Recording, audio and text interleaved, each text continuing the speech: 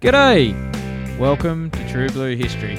I'm Adam Blum. Today's special guest is Terry O'Halloran, who served for 30 years in the Army, and he has joined us today to talk about Australia's involvement in a peacekeeping operation in Rwanda.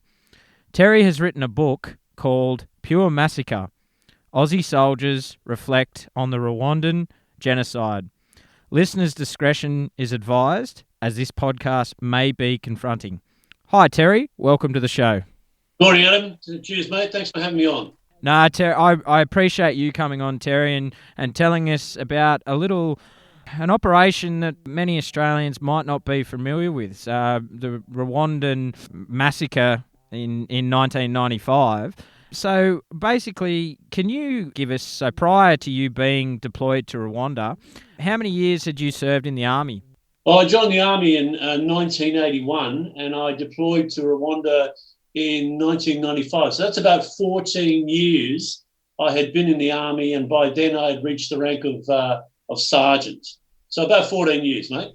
So for you, was Rwanda your first deployment, or had you been on other deployments before Rwanda? Well, depending on the interpretation of deployment, and mine is basically no. For me, it was my third deployment.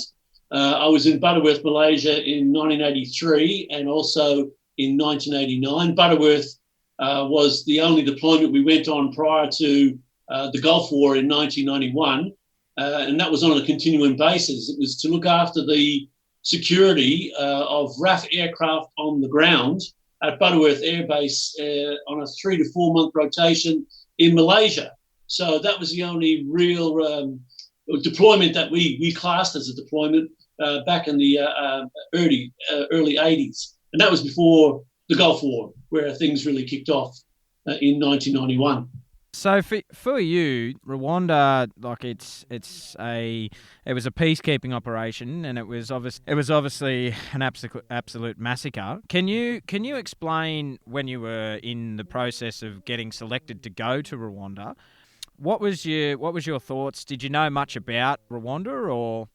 Well, I can only speak for my own deployment in reference to what we did, but each deployment is inherently different. And before we went over, there were different things that we had to go through, the medical side of the house, the intelligence side of the house, the actual security aspects of it. But the peacekeeping mission deployment was a little bit different from other deployments, given that at the time we were under what was called a Chapter 6 mandate, which meant that there were certain limitations that we had. So we had to work a process through how we would deal with that in reference to some of the security aspects of that particular deployment for us. So it was, as a platoon sergeant, something that was innately important in my mind, because I knew that particular deployment was different to the one we went to in Malaysia. So you were working alongside the United Nations, and can you tell the listeners the difference between what a peacekeeping operation is to being on other active operations that don't involve the UN? Yeah, well, I was on 3 UN deployments, four UN deployments, and so each one is inherently different. But to put it simply, we were not at war with Rwanda, nor was there a declared enemy. So if there was, we would have operated under a different mandate, Chapter 7, which is a warlike mandate, but we were under Chapter 6. One that would have allowed us to take proactive measures, actually, to help those innocent people that were being killed or were killed when we were there in 95.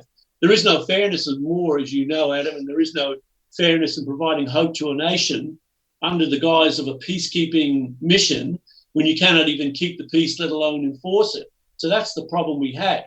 That was a challenge we had. Now compare the Rwanda deployment now to, say, Afghanistan, where there is a perceived enemy, a legitimate mandate, and rules of engagement that has no ambiguity, and it's literally the difference between chalk and cheese. So that was the difference between what Rwanda was for us compared to, or comparison to, let's say, Afghanistan now. So who was the main rival group in Rwanda, Terry? And the Tutsis. And they were the two main rivals. One hated the other just as much as tribal cultural war that we have nowadays is like the left and the right. They were totally opposite to each other. Our biggest problem was that we did not trust either the Hutus or the Tutsis at that time, whether they were the RPA, Rwandan Patriotic Army, the old Hutu regime, which was leftovers of, and even some of the civilian populace we encountered in that peacekeeping mission were Hutu leftovers from the big regime that actually initiated the massacre in the first place. But under the UN mandate, the force we were allowed to apply depended on the number of steps to be tolerated before any action could be taken. So the belligerents there understood that, unfortunately, what our orders for opening fire off cards and rules of engagement, ROE, meant. And this gave them an advantage, an upper hand. So the two belligerents, the Hutus and the Tutsis, knew the laws that we were governed by, and those two rivals used it to their maximum effect. They used it not only on each other, but they also used it against the United Nations as well. We had to protect not only the combatants, but non-combatants as well, so civilians as well. And we tried to do that from the treaties that were drawn up by the United Nations with Rwanda, but it was limited to certain aspects as long as it fell within the Geneva Convention, the Hague Agreements, and the standard international law and humanitarian rights, of course, which were legally binding to all of us. But the two belligerents knew all that, and unfortunately, as rivals, they used it on each other, and they also used it against us as well. So for you, what was your part in the operation? So what were you actually doing in Rwanda? At that time in Rwanda, we were deployed mainly to look after the medical staff. We were security as the infantry security unit. We were there to ensure that the medical teams that went out and to help personnel were there and were protected as part of the role of the operation. The overarching role was to provide humanitarian aid and security for the return of the Rwandese displaced persons, hence Kibeho, to their homes. And as infantry soldiers, our task involved providing security to the headquarters.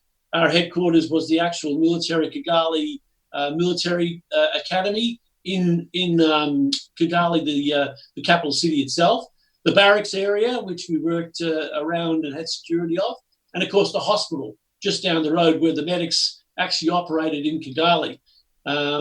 We were also required to provide vehicle escorts, close personal protection for visiting dignitaries, and also road convoy protection for all tasks outside of Kigali. And that's the main role that we had as part of the operation. So how many ADF personnel were sent with you, and how long was your deployment for? There was more than 300 Army, Navy and Air Force personnel from the ADF on both contingents. So about 312 on the first contingent, 317 on the second. That's roughly broken down to about 100 medical personnel and over 200 infantry and support, logistical personnel. It was the largest tri-service deployment of medical personnel with infantry protection and logistics since the Vietnam War. So the entire tour between the two contingents took about 12 months and was given the operational code name or operational name of Troops and Medical Aid Rwanda, so OPTAMAR, so TAMAR, so Operation Tamar, Troops and Medical Aid Rwanda, and each contingent lasted about 6 months. Wow, 6 months, and wow, that's just unbelievable. So who did you come under? Who was in command of you over there? What banner did you come under? Well, we were the infantry as part of the protection force for the medical teams, but we came under the banner of Colonel Roach. He was the commander of the actual contingent itself, the second contingent. He was the highest ranking officer at that time, Colonel Roach, and was in overall command. And that was broken down into various command structures, obviously, for each unit. So in other words, the medics had their command structure under the banner of a lieutenant colonel, and we had ours under the banner of a major, being the infantry, and the logistics had a major as well. So above Colonel Roach was the Australian Embassy, and then, of course, who then liaised with the United Nations. So that was the command structure of the operations in Rwanda. So in your book, you observed that Rwanda was a paradox, as Australian forces found themselves legally stationed in a country where the UN was no longer on friendly terms with the government or military. With that being the situation, why do you think Australian personnel were sent to Rwanda? We were sent to Rwanda because Australia wanted to be seen as acting as a good global citizen, offering humanitarian assistance to other nations in times of need. So the Australian government agreed to send a medical team to provide support. The original task, the original mission was to provide support to UNIMAR 2 personnel, so UN soldiers.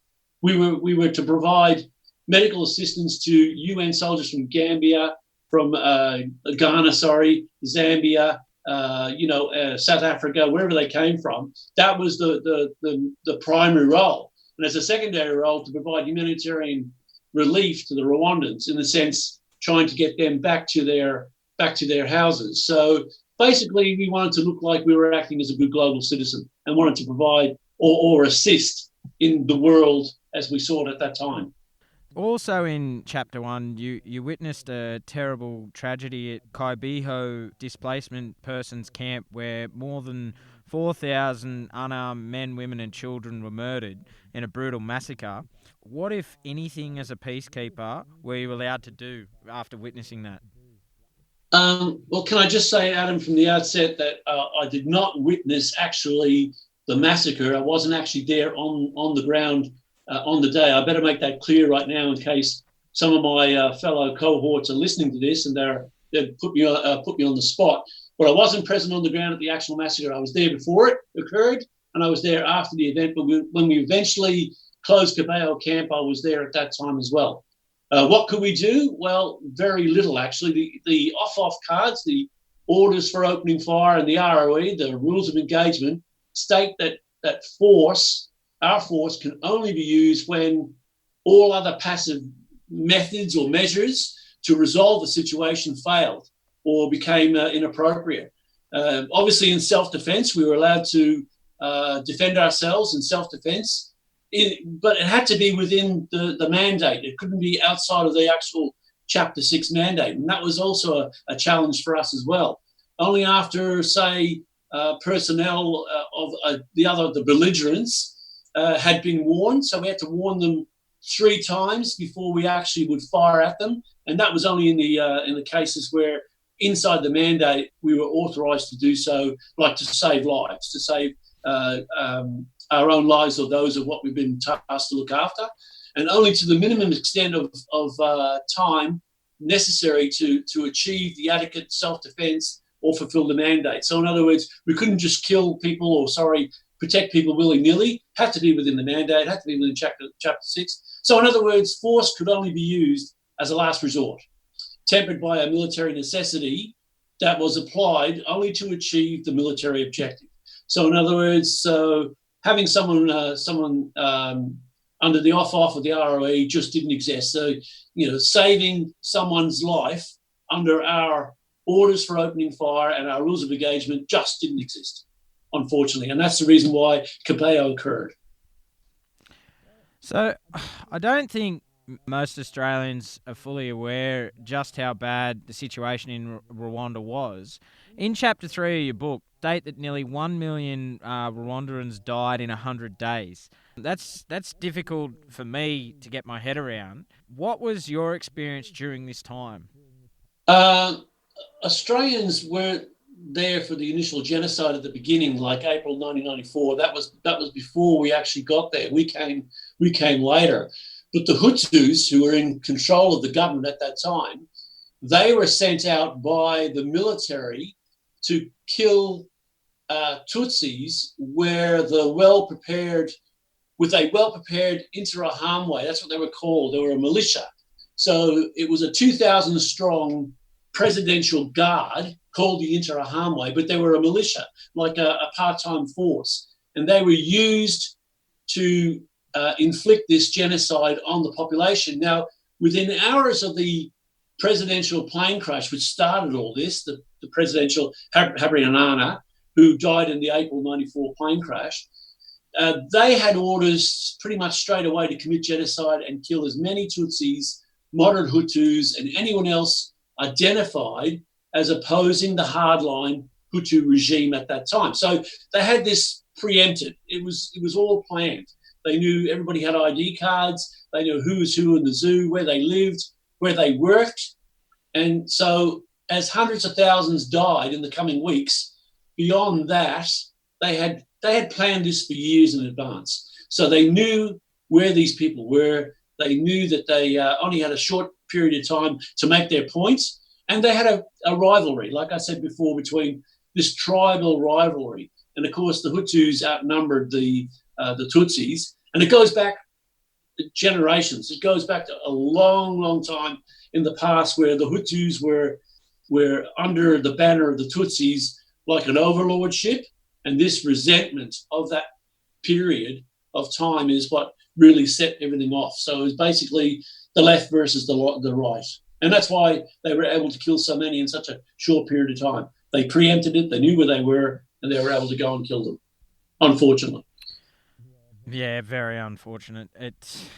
Just those numbers are staggering, Terry. They're just hard to get your head around. 1 million people killed in 100 days. I just can't get my head around that. But what was the general feeling among Australian personnel prior to Rwanda, and after their deployment to Rwanda?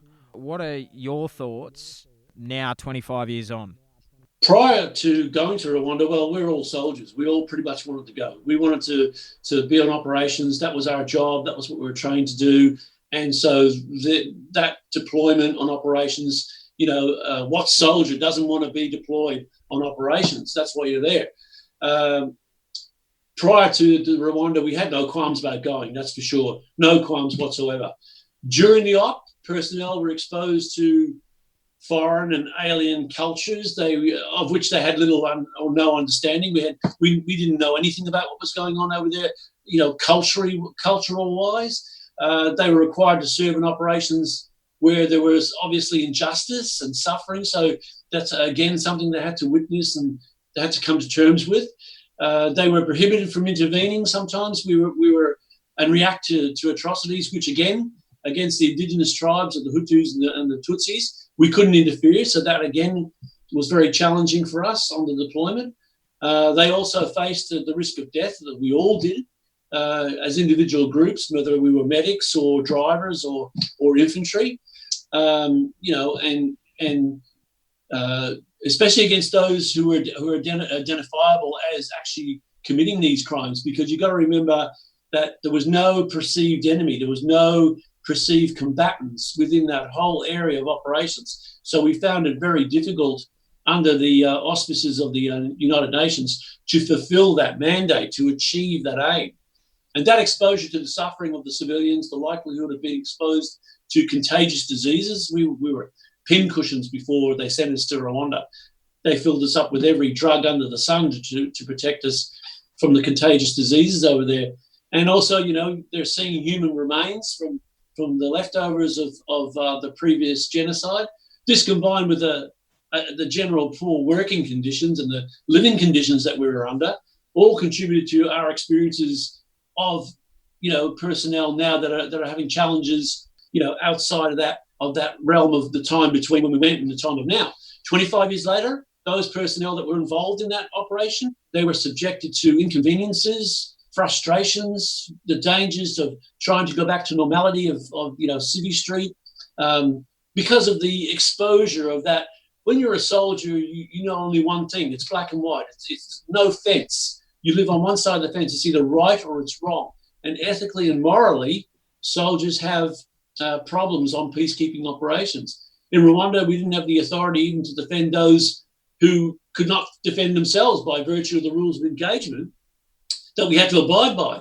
And I'm not surprised personnel are now having so much difficulty this long afterwards. And there have been, unfortunately, people who have passed away from both deployments, which again, are very unfortunate, but sometimes it's hard. It's very hard for soldiers to assimilate back into society after being or experienced something like that, even though it's 25 years ago. I was reading in your book, there's a quote from Major General Romeo Dallaris, who said, "I know there is a God because in Rwanda I shook hands with the devil." Do you have the same thoughts as the Major General? Yeah, Romeo Dallaire said that when he met some of the officers of the Hutu regime. That was prior to us getting there, and yes, that is the case because the ADF personnel witnessed the devil's work. You should have seen some of the things that we saw over there, and that are just ingrained in our mindset of children and women and old people that you just can't ever forget. So yes, I agree with his comment about shaking hands with the devil, because I can assure you the medics and the infantry and all personnel that were on October, we did see the devil's work. And every soldier was asking the same question while we were there, mate. And that was, did we come here to help these people, or did we come here to watch them die? That was the most frustrating, absolutely frustrating aspect of the whole deployment, where we just continually asked ourselves, we're the United Nations, we're the good guys. We should act like it. But it was the devil's work. It certainly was the devil's work, mate. So yes, I agree. That is the case. After talking about that, do you feel that there was enough resources for the operation? Not resources, but more in line with the mandate. More in line with, we should have been on a Chapter 7. If we were on a Chapter 7, we could have done more or a better job of the actual deployment. Weapons didn't even enter into the equation of the operation. Their weapons, as far as we were concerned, didn't make any difference to us. We were much more disciplined in regards to that sort of aspect than they were. That's for sure. But what the operation failed to do was it was due to an unworkable information operation. Rather, the framework of the UNIMA 2, we were forced into an untenable tactical position due to unclear political direction. And of course, media pressure, because the media were there, left, right, and centre, always the negative aspect of what was going on. And the force, even though we established a protective security framework whilst we were there in country, the inappropriate mandate and the weak rules of engagement and the off-off cards that they gave us, this was, it just was untenable. There was a lack of integrated civil affairs from the United Nations themselves. Military national command elements never came anywhere near us, which we were unable to agree with, especially in a course of action. How are we going to deal with this? Poor intelligence collection systems. We never really had, updated briefs that were up to date and letting us know exactly what was going on at that time, particularly in regards to Kibeho. It didn't filter down all the way to us. Limited linguistical, people with language skills, that we didn't have that. Cultural awareness, lack of detailed handover, not from our previous contingent, the Australian contingent, but actual handover from personnel from the United Nations.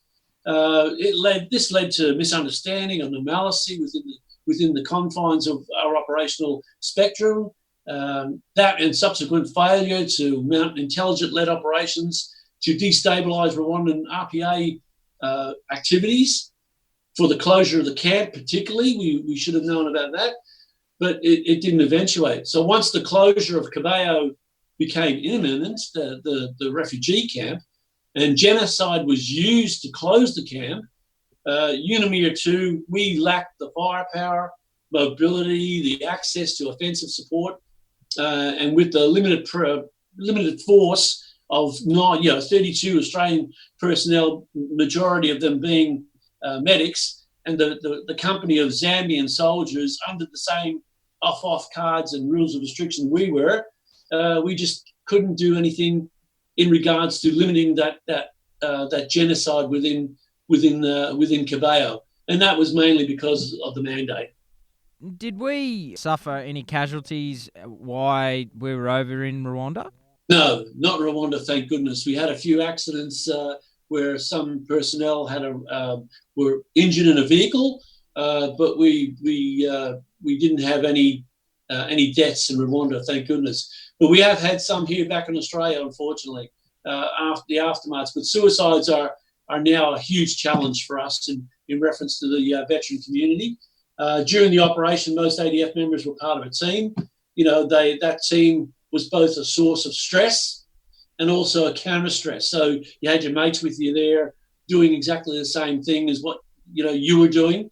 But back in Australia, that bonding doesn't exist, so that trust, that confidence, that togetherness, we were well led, we were a formidable military unit. Once you get back in Australia, you don't have all that around you anymore, and therefore it becomes very difficult. But doubts about the UN leadership and obstacles in the path of those moral and ethical, situations we found ourselves in, mutual trust and confidence in other belligerents, all these issues all cause stress to individuals within those teams, but no deaths, thank goodness. But here in Australia, our role, I think that, although it was good for Australia to go through that experience of an international operation, there are always casualties when it comes to, there's always casualties of war, irrespective of if it's on the battlefield or when you come home from it. Absolutely. That's a great point that you touch on. So, do you think that Australians don't know much about Australia's role in peacekeeping operations in Rwanda, or just how bad the war in Rwanda was? Because in general, they believe peacekeeping operations to be less dangerous than other deployments. I think that. I think Australians don't know much about Australia's role in peacekeeping operations at all, especially in Rwanda, and just how bad the war in Rwanda really was, because in general, they probably believe peacekeeping operations to be less dangerous than other deployments, like, for example, Afghanistan.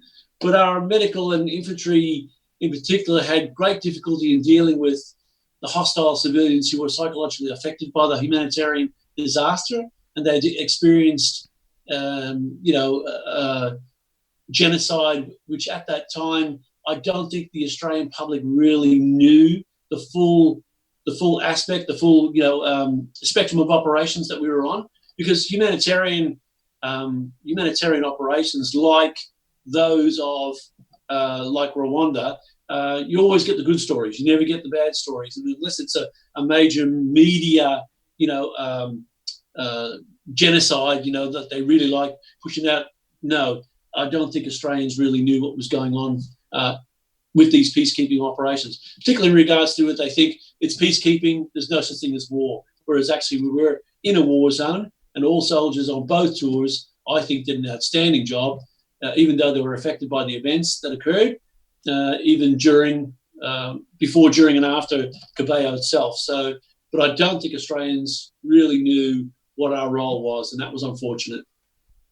So, for you, Terry, how did Rwanda shape the rest of your military career and impact you personally? Well, I ended up going to East Timor in 2001 and as a CSM, and my experiences from the ethical and moral aspects of Rwanda really shaped the way my thought patterns, although I already had those embedded in me by the Vietnam vets. And I wanted to go to Afghanistan, yes, as well, but that didn't eventuate. And then out of the blue, my career took me on another journey, that being, of course, Project Femelle in 2010, as we talked about when we were together in Villers-Bretonneux, mate. And I was selected to represent the Australian Army as the ceremonial commander for Project Femelle. And that, for me, was the pinnacle of my career, even though I wanted to go to Afghanistan and continue my operational side of my career.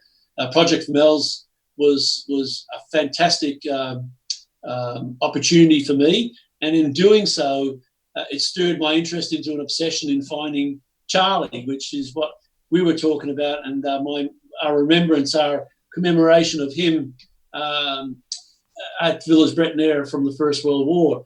And that's when I decided to write my third book about Charlie, and after I was given that opportunity in France. So, yeah, I think that's I'm glad now I didn't go to Afghanistan, because not that I didn't want to, I did, but I think that Project Femelle was probably a better way of ending my finishing up, retiring from the Army in 2011 after finishing Project Femelle. It really, really was an epitome for me, both in my career as a soldier and also as someone who wanted to do the right thing by my relatives here in Australia, reference Charlie. So, my service in Rwanda was great. A great opportunity, had a fantastic experience, took that forward into my career for another 15, 16 years onwards. And but I think Project Femelle was probably the best thing that ever happened to me. And I should, hopefully, if Terry agrees, I'm actually hoping to get him back on and actually talk about Project Femelles in a future podcast. Yes, not a problem, mate. Love to. Terry, for you, your unit finally received a unit citation 25 years after their deployment to Rwanda. Why did it take so long for this citation to be awarded, and what does this citation mean to you? Well, firstly, Adam, if I can say that the Army is not in a huge hurry to ever give out awards. Let me give you an example. When I went to Malaysia in 1983, I actually got a medal for that in 2003.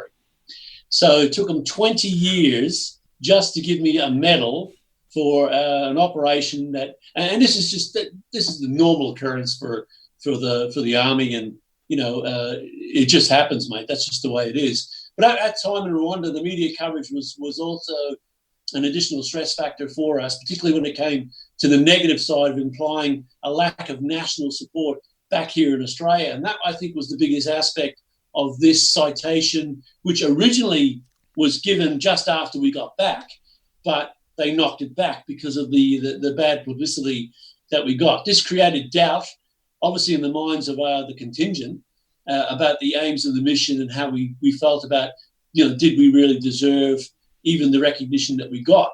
So when we finally were awarded that citation, even though, albeit 25 years later, those ADF personnel were very pleased that we finally got recognition from Australia, and that it finally got noticed, the actual work that we did do. Because back originally, 25 years ago, that citation was actually promulgated to the government, but because of the negativity of the whole thing, I think that's why it got kicked to the touch. But now, looking at what it means to me, I think it's a fantastic recognition of an operation that we're all very proud of, not necessarily of the occurrences that happened in that operation, but we're very proud of what we did as Australian soldiers, male, female, Army, Navy, Air Force.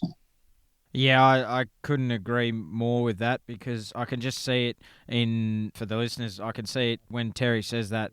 He means every word of what he said, and mate, I take my hat off, and I think under tried and testing circumstances, I think the work that you and the other personnel that were over there, I can only have the utmost respect for you. Thanks very much, mate. Cheers. For you, Terry, what lessons can Australia learn from its involvement in the peacekeeping operation in Rwanda? Well, if Australia wants to learn anything, that's obviously the Army values. These are Army values: integrity, loyalty, discipline. We can go on forever in reference to the list, but they are strong forces that shape behaviour, and that's probably some of the things that Australians need to have nowadays. Is that kind of value. And those values are even more potent for us because we're allowed as team members the freedom of action, because most people want to follow like sheep, whereas we're allowed to act as individuals on our own initiative. And that's why sometimes you'll see soldiers are a little bit different in their aspect or in regards to their behaviour or their character, because the Army values form the heart of team cohesiveness. So we don't believe in the individual per se, we believe in the team aspect, and identity.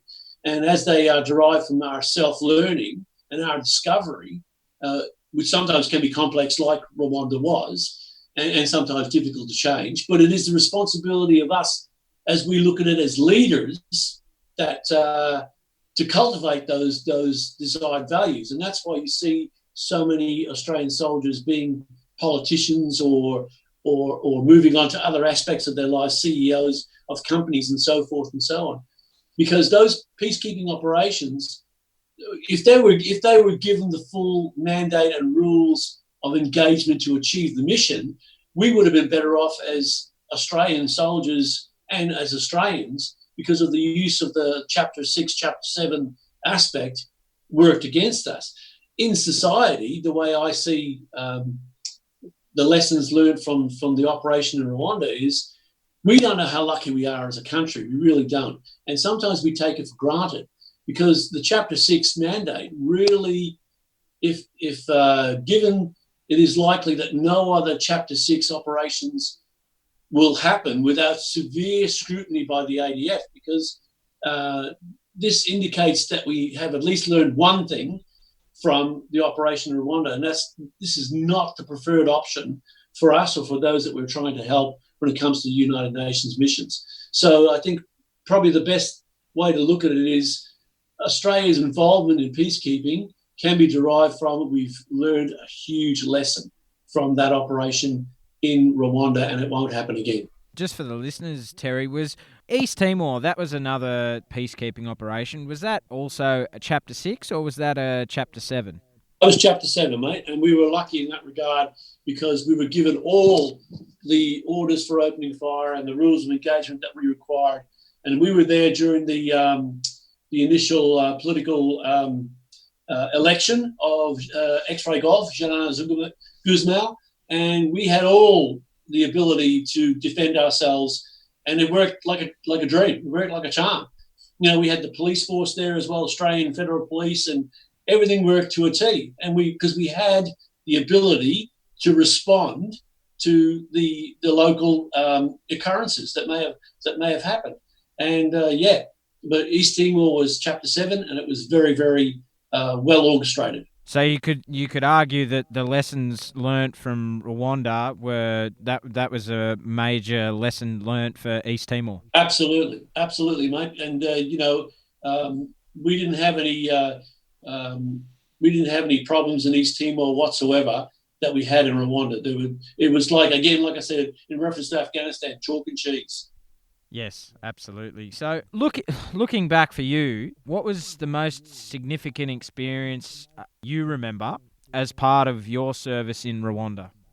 That would be the greatest achievement that we had there as a group, as a team, and that was especially at Kibeho, and that was the amount of number of lives we saved, the people we saved by the sheer presence of our Australian soldiers, medics, whoever on the ground at that time, and particularly the infantry, who did a lot of the stretcher work, etc. But I truly believe that our service there should be remembered as a success against all odds, because it was one of the most astounding aspects of Australian forces overseas in operations working together to achieve a common goal, and that was to save as many lives as we possibly could, especially at Kibeho. So I would say, looking back, that's probably the most significant experience I had, and how the soldiers responded to that.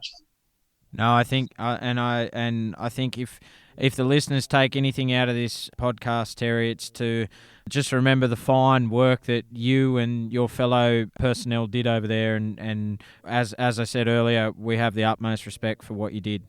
Thank you very much, Adam. I appreciate it, mate. Thank you. So, to finish up, Terry, what projects are you currently working on? Well, as I mentioned it before, obviously, Adam, but I'm currently working on my third book about an Anzac relative that we commemorated together, you and I and Dad, over in Villers-Bretonneux. He's a relative of my wife's, her great-granduncle. His sister was my wife's great-grandmother. We commemorated him at Villers-Bretonneux when we were there with Matt. 3479, Private Charles Dixon Butler, who served with the 54th Battalion, AIF, and he fought and survived at the Battle of Fromelles. I mentioned that when we were together. He fought on the Somme, and he was also at 2nd Bully Court. Unfortunately, he passed at 2nd Bully Court, but he was a Lewis machine gunner, so obviously the German artillery certainly had him pegged right from the start.